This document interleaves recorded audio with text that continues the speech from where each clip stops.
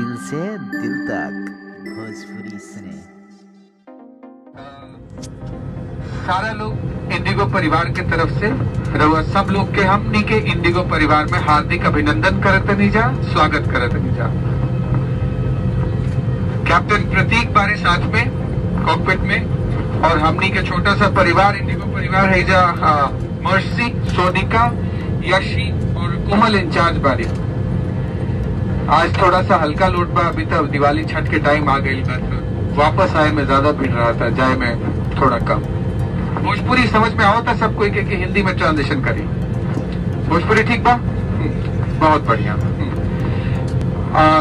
बिहार में तो बहुत भाषा बा, मगही, मैथिली, ठेठी, मगर हमरा के खाली भोजपुरी आवेला, मगर फिर भी चलता।